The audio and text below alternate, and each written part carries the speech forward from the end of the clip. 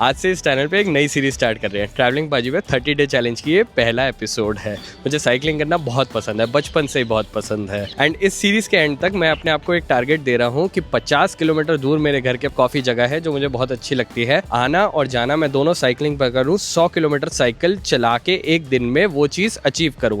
But the only challenge is मेरा wait अभी 98 kgs है, अभी तो मैं वो चीज़ नहीं कर पा रहा। तो टू मोटिवेट माई सेल्फ मैंने 25,000 रुपये की साइकिल खरीदी है। Well technically it's a gift and ये टारगेट पूरा होता है कि नहीं होता वो तो सीरीज़ के एंड में पता चलेगा, चौथे हफ्ते में। बट आई थिंक ये एक बहुत ही बढ़िया एडवेंचर होगा जो आप और मैं साथ में मिलके जिएंगे। तो हर हफ्ते की एक अलग थीम होगी। इस हफ्ते की थीम है कि भाई साइकिलिंग चैलेंज करने के लिए साइकिल भी तो होनी चाहिए, और अगर साइकिल होगी तो कैसे खरीदते हैं, कौन सी साइकिल है, कौन सी अच्छी नहीं है, ये सारी आज की वीडियो में बात करेंगे। Cycling 100 kilometres in a day, let's begin.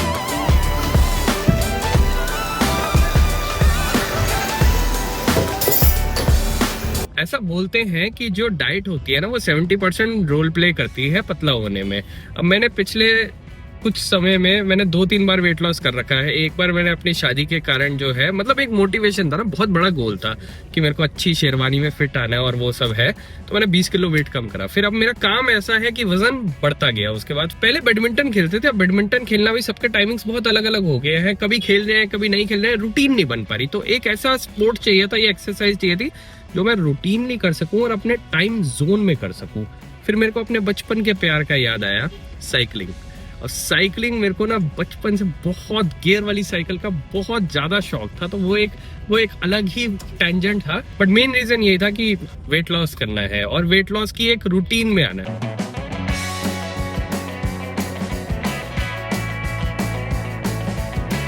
और एक साइकिल लेने का ना वो चीज़ भी है यार, एक इमोशनल वो चीज़ है कि यार बचपन से ना एक जब हम लोग छोटे होते थे ना तो गियर वाली साइकिल आ गई थी पर इतनी कॉमन नहीं होती थी। और प्लस पता क्या है, गियर वाली साइकिल के साथ ना अभी भी बंदे को ना वो लगा रहता है कि यार ये ख़राब हो जाएगी, जल्दी हो जाएगी। तो ना मम्मी पापा भी बड़ा डर डर के रहते थे कि यार ये अगर चलते चलते ख़राब हो जाएगी तो थोड़ा safety wise it's not the appropriate thing, या तो पता हो पूरा साइकिलिंग वगैरह कैसे करनी हो। वेट लॉस के लिए भी cycling is a very good option, क्योंकि कंफर्टेबल थिंग एक वो चीज़ होती है। Cycling is this type of exercise just कि अच्छा होता है। साइकिलिंग पे 500 कैलोरीज बर्न करना वर्सेस रनिंग करके 500 कैलोरीज बर्न करना। For somebody who is just beginning to lose weight, lose calories, cycling is always better.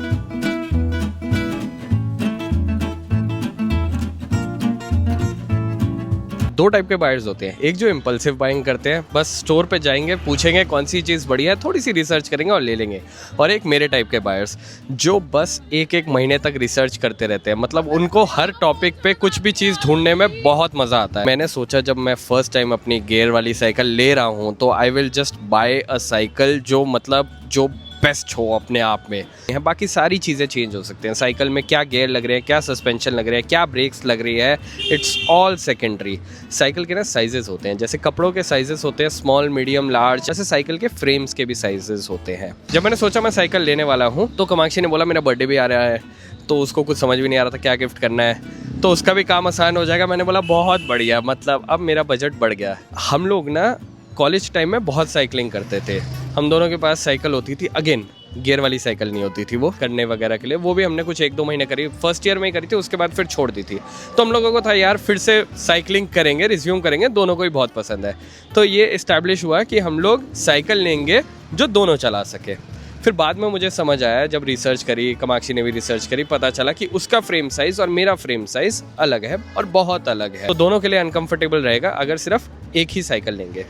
सो उसने अपनी अलग साइकिल ली अपने अलग पर्पस के लिए, मैंने अपनी अलग साइकिल ली। अब नेचुरली जब आप गियर वाली साइकिल ले रहे हो आप चाहते हो गियर्स सबसे बढ़िया हो। गियर्स की जब बात करी जाए तो मोस्ट साइकिल ब्रांड्स में आपको दिखेंगे शिमानो के गियर। शिमानो एक बहुत फेमस गियर ब्रांड है जो अलग अलग रेंज के गियर्स लगाता है, बेसिक से लेकर प्रो लेवल गियर्स तक। अब मुझे इतना पता था कि मैं प्रो बंदा तो नहीं हूँ जजिंग बाय माई, तो इसलिए मैंने प्रो गियर्स तो हटा दिए। बेसिक गियर्स जो थे मेरे को रिसर्च करने के बाद पता चला फ्री व्हील क्या होता है, कैसेट क्या होता है। मैं ज़्यादा इसको टेक्निकल नहीं बनाऊंगा, बट मैंने फिगर आउट करा कि कहीं मुझे एकदम मतलब बेसिक के एंड और मिड रेंज के एकदम स्टार्टिंग वाला गियर सेट चाहिए जो मेरे बजट में फिट हो जाता है। तो शिमानो के एलिवियो गियर्स वगैरह मैंने फिगर आउट कर लिए कि ये रेंज मेरे को चाहिए है। ब्रांड मैं देख रहा था अलग अलग। डीकैथलॉन में गए हम लोगों ने, डीकैथलॉन का रिवर साइड की साइकिल देखी, एक ओमो करके ब्रांड है जिसकी मैंने इवेंचुअली साइकिल ली, एक कैडियक करके साइकिल का ब्रांड है, वो भी अच्छी साइकिल्स बनाते हैं। तो मैंने बहुत रिसर्च करी, Reddit helped a lot, YouTube helped a lot, और नेचुरली चैट जीपीटी, जेमिनाई, इन सब से बहुत मैंने दिमाग सब सर खपाई वगैरह करी। सो ये सारी रिसर्च करने के बाद मैंने ओमो की लद्दाख प्रो साइकिल फाइनल करी, जिसके अंदर टेक्ट्रो की ब्रेक थी, डिस्क ब्रेक थी, बहुत अच्छी क्वालिटी की डिस्क ब्रेक थी। यार देखो ऐसा है कि ना बजट और इंसान की ख्वाहिशों का कोई अंत नहीं है। हाइड्रोलिक ब्रेक्स भी आती है, एकदम बहुत बढ़िया वाले गियर सेट भी आते हैं। मैंने जो गियर सेट लिए हैं वो 1:9 के लिए हैं, 2:9 के भी आते हैं, बहुत सारी वो चीज़ें होती है। बट मैंने बोला यार this is the sweet spot, एक 20 से 25 हज़ार की रेंज की cycle is the sweet spot कि मेरा अनुमान है कि मैं इसको बहुत सारे किलोमीटर चला भी लूँगा, एंड ऐसा भी मेरे को बर्डन सा फील नहीं होगा कि यार बहुत महंगी साइकिल ले ली, कि मतलब ब्रेक्स फाइनल होगी। बिकॉज आई फील जितनी तेज़ साइकिल चले उतना बढ़िया ब्रेक्स भी होने चाहिए, ब्रेक्स अच्छी होगी। सस्पेंशन जितना मैंने समझा है कि साइकिल में सस्पेंशन, और मेरी हाइब्रिड साइकिल है, मैं अगेन बहुत टेक्निकल नहीं होना चाहता, बट एक होती है साइकिल जो तेज़ चलती है, जो कंफर्टेबल इतनी अच्छी नहीं होती, जो इंडियन रोड्स के हिसाब से अगर मैं आपको समझाऊं गड्ढों गुड्डों पे ज़्यादा अच्छे से नहीं जाएगी, उनको रोड बाइक्स बोलते हैं। उनका सिर्फ मेन पर्पस होता है तेज़ होती है वो, और उनके टायर्स पतले होते हैं। एक होती है माउंटेन बाइक्स जो आपने बहुत लोगों को देखा होगा यूज़ करते हुए, जो इंडियन कॉन्टेक्स्ट में अगर समझाऊँ तो गड्ढों गुड्डों से आराम से निकल जाती है, ट्रैवलिंग में ईजी रहती है। उसका मेन पर्पस होता है ऑफ रोडिंग वगैरह करने के लिए, जैसे लोग थार जिस रीज़न से लेना चाहिए पर लेते नहीं है। और फिर एक होती है हाइब्रिड जो उन दोनों का मिक्स होती है, तो वो दोनों ही काम बेस्ट नहीं करती, बट दोनों ही काम इतने कर देती है कि आपका काम चल जाता है, एंड मेरे पर्पस के लिए वो बेस्ट थी। तो मैंने एक हाइब्रिड बाइक ली थी। हाइब्रिड साइकिल में सस्पेंशन इतना भी, वैसे मेरे जिस रेंज में मैं साइकिल ले रहा था इतना अच्छा कोई आता भी नहीं था, तो मैंने एक जूम का सस्पेंशन ले लिया। I was like happy with it कि ठीक ठाक थोड़ा बहुत काम हो जाएगा। मेन चीज़ें होती है आपको देखने के लिए। बाकी साइकिल ले रहे हो तो 5,000 के बजट में भी इतनी अच्छी साइकिलें आती है, I kid you not guys. And big shout out to हमारे दोस्त दीप भाई, जिन्होंने हमारी बहुत हेल्प करी राजकोट से। दीप भाई अगर आप ये वीडियो देख रहे हो तो आपको बहुत बड़ा शाउट आउट है, उन्होंने मेरे को बहुत हेल्प करी ये चीज़ें समझाने में, क्या होता है क्या नहीं होता, गियर्स कैसे होते हैं। और ये टेक्निकल टॉपिक को जल्दी ख़त्म करते हुए एक लास्ट चीज़ बस बताना चाहता हूँ। आप बहुत टेम्प्टेड होगे 21 गियर या 24 गियर वाली या 27 गियर वाली साइकिल लेने में, मत लेना। अगर आपको सिंप्लीफाई करके समझाऊं तो ऐसा होता है कि ये गियर इसके साथ लगता है तो आपको बहुत कॉम्प्लिकेटेड हो जाता है। अब मैं साइकिलिंग करता हूं तो मैं 9th गियर तक पहुंच जाता हूं, मुझे कुछ कॉम्प्लिकेशन नहीं होती करने में कि इसको चेंज करना है उसको चेंज करना है। It's just makes your life easier. और अगर चीज़ ईजी रहेगी, उसकी मेंटेनेंस सही होगी, गियर जल्दी ख़राब नहीं होंगे, एंड आप साइकिल से खुश रहोगे।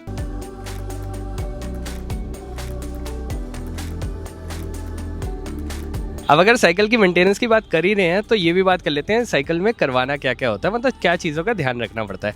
अब कभी भी साइकिल लेने जाओगे ना तो वो बोलेंगे गियर वाली साइकिल में मेंटेनेंस ज़्यादा होती है।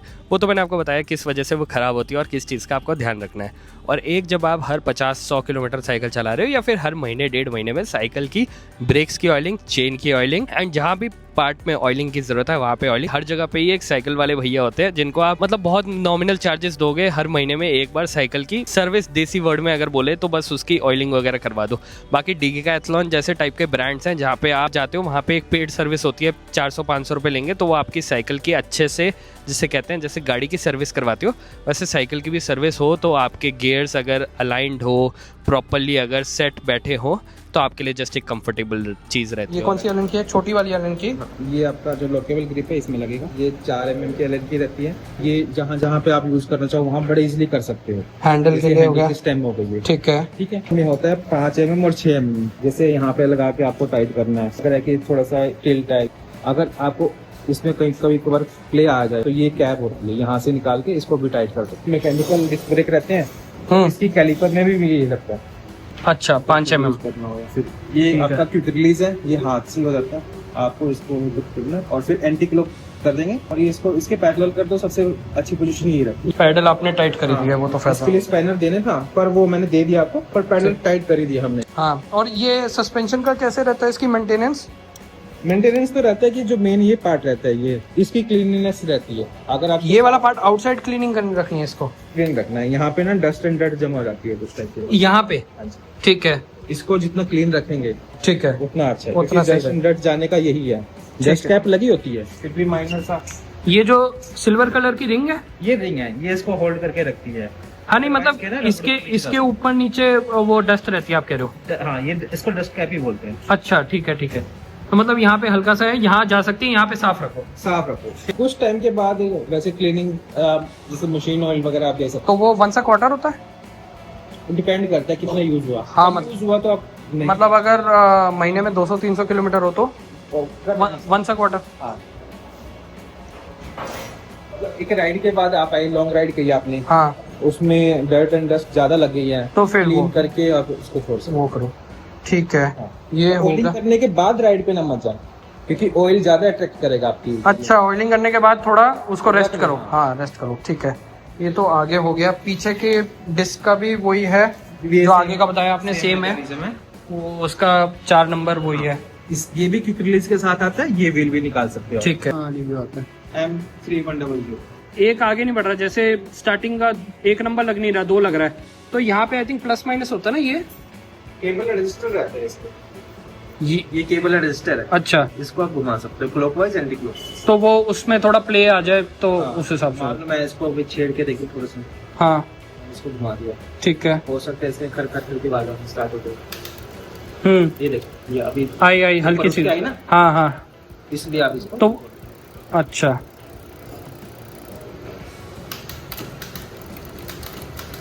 तो जब ये आवाज आ रही है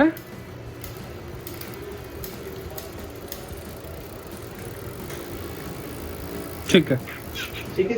ठीक है जी। बोलो बाकी और। सीट है यहाँ पे, हाँ। एडजस्टेबल है, अच्छा, क्विक रिलीज दे रखा है, क्विक रिलीज दे रखा है। इस लीवर को पुल किया, एंटी क्लॉक घुमाया, लूज हो गया, सीट अप एंड डाउन कर लीजिए, ठीक है और इस एंगल को पॉइंट आउट कर लीजिए टॉप ट्यूब के साथ, ठीक है, और फिर जिस पोजीशन में है वहां पे फिर आप दूसरी तरफ से ये चीज होल्ड करके कर दिया। लॉक करो। ठीक। मेंटेनेंस में भी सर वही क्लीनिंगनेस होनी चाहिए, चेन साफ वही- होनी चाहिए, मतलब 1 क्वार्टर ऑयलिंग वाली मेंटेनेंस करवा लो। बिल्कुल है ना? क्लीन रहे और लूबिंग करते रहो आप इसकी। ठीक है। और टायर तो इसके 60 वो है ना? 60 फीट। हाँ 60 टीपी है। इनिशियली हम लोगों को ना एक साइकिल लेनी थी कि जिसमें दोनों चला ले, बट वो साइकिल के साइज की वजह से हम लोग वो चीज आइडिया ड्रॉप कर दिया। तो 2 अलग अलग साइकिलें आई। कामाक्षी की साइकिल मेरे से पहले आई, मतलब मेरे ऑर्डर करने से पहले कामाक्षी की साइकिल डिलीवर हो गई थी। और जब कामाक्षी की साइकिल अनबॉक्स हुई ना, वो पहले आप देखो।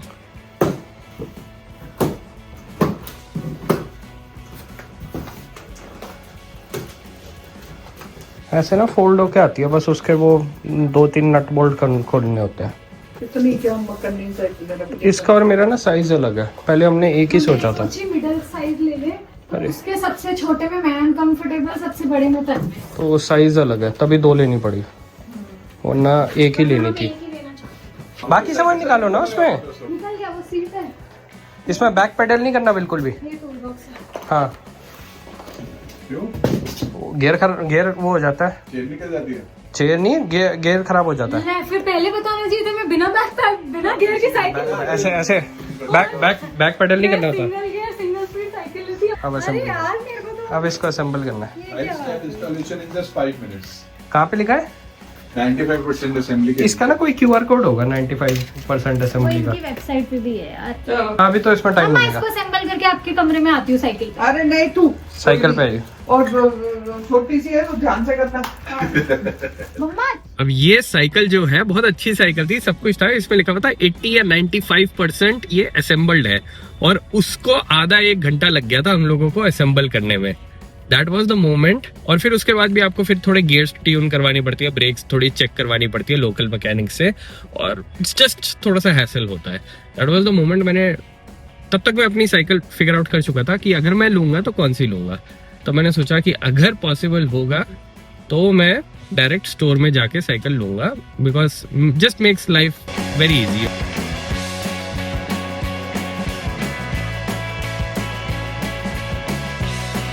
एक और रीज़न साइकिल डायरेक्टली स्टोर से लेने का ये था, जब मैंने ब्रांड से बात करी ना, तो उन्होंने बोला कि आपका ट्रांसपोर्टेशन चार्जेस कम हो जाएंगे।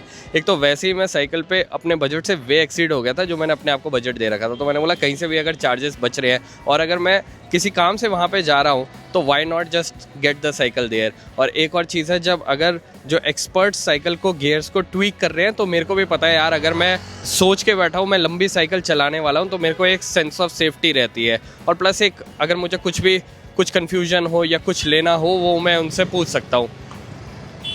ऐसा मैंने अपने आप को समझाया था कि मैं इसलिए साइकिल स्टोर से ले रहा हूँ। सच्ची बात तो ये है कि मेरा बचपन का सपना था गियर वाली साइकिल लेने का, और मेरे से कंट्रोल नहीं हो रहा था क्योंकि वो साइकिल 2 हफ्ते बाद आ रही थी। तो मैं 2 दिन बाद ही उनके स्टोर पे चले गया साइकिल लेने। अब साइकिल ले ली, सब चीज़ें होगी, साइकिल की एक्सेसरीज़ की बात करी जाए। साइकिल में सबसे पहले तो लाइट लगवानी है, आगे पीछे दोनों जगह, सेफ्टी के लिए। हेलमेट लेना है सेफ्टी के लिए, वेरी इंपॉर्टेंट। दूसरा, रिफ्लेक्टर्स होने चाहिए साइकिल में। एक तो मैंने लाइट मंगवाई थी, उसके साथ ये लाइट व्हील्स जलने वाला भी आया था, मतलब जितनी ज़्यादा लाइट हो उतना बेटर है। एक हॉर्न अच्छा खासा बजने वाला हॉर्न चाहिए, क्योंकि मतलब इट्स जस्ट बेटर कि साइकिल एक्चुअली क्या है ना, साइकिल ऐसी चीज़ है जो लोग जिसको ना ज़्यादा वो नहीं देते ट्रैफिक में कि यार वो, तो इसलिए you have to make yourself be noticed. तो आपकी सेफ्टी के लिए और दूसरे बंदे की विजिबिलिटी के लिए भी बेटर है कि अगर आपकी साइकिल में पर्याप्त अमाउंट ऑफ विजिबिलिटी फैक्टर्स हो। साइकिल में हवा भरने के लिए एक पंप चाहिए होगा आपको, वो आपके एक बॉक्स भी लेना है आपको जो साइकिल के आगे फ्रेम में फिट हो जाता है। उसी फ्रेम में आपका एक एंटी पंचर किट और एक वो आ जाएगा पंप, जिससे आप कभी भी लंबी थोड़ी साइकिल चला रहे हो, कभी कुछ हो तो आप खुद से उसको फिक्स कर सको। और एक फर्स्ट एड किट छोटी सी होनी चाहिए। दिस इज, उसके बाद तो फिर जितनी चीज़ें लो फिर उतनी कम है साइकिल। और एक सबसे इंपॉर्टेंट चीज़, पैडेड शॉर्ट्स। अगर आपको 10 किलोमीटर से ज़्यादा साइकिल चलानी है, भाई मैं बता रहा हूँ ज़िंदगी आपकी आसान हो जाएगी पैडेड शॉर्ट्स लेके। ओहो, it's just trust me padded shorts, you want them, you actually want them. मैंने इन 30 दिनों को स्ट्रैटेजीज में ब्रेक डाउन करा है। तो पहला हफ्ता है गेटिंग यूज्ड टू साइकिल, दूसरा हफ्ता है पूरे हफ्ते में 100 किलोमीटर साइकिल चलाना, तीसरा हफ्ता है टू पुश बाउंड्रीज एंड देखना कि क्या मैं एक्चुअल में गुड़गांव जा भी पाऊंगा, एंड चौथे हफ्ते में trial and failed till the time I actually do it.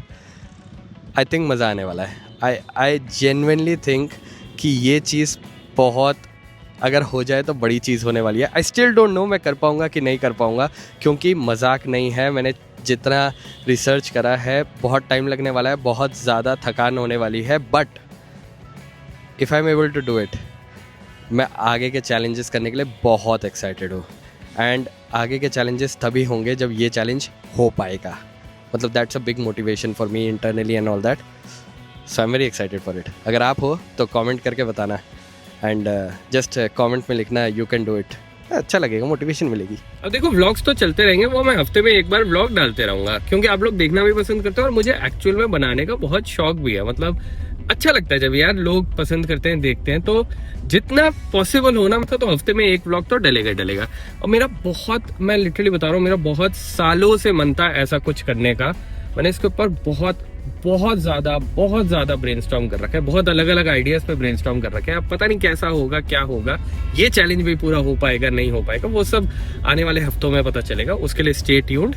But the idea is हर 30 दिन में ना एक चैलेंज करेंगे अपने आप को, ना जिसे कहते हैं चैलेंज करेंगे for the betterment of body and for the betterment of just well being. ये साइकिलिंग का चैलेंज है, आगे कुछ और चैलेंज करेंगे, कुछ और चीज करेंगे, फन रहेगा। It is just an adventure ना, देखना कि यार हो पाएगा नहीं हो पाएगा, तो वो चीजें रहेगी इस चैनल पे। तो इसको हम लोग 30DC बोल रहे हैं, 30 डे चैलेंज। हफ्ते में एक वीडियो आएगी हर संडे, और बाकी व्लॉग आएंगे हफ्ते में एक। तो मिलते हैं आपसे इसके अगले पार्ट में और देखेंगे। देखो अगले हफ्ते बस एक ही गोल है, फिगर आउट करना कि मैं साइकिलिंग कर पा रहा हूं, और जो इतनी महंगी साइकिल ली है उसके बस ऐसा ना हो कि बस पड़ी रहे। तो वो अगले हफ्ते देखेंगे उसकी कहानी, और अगले पार्ट में मिलेंगे। Bye bye.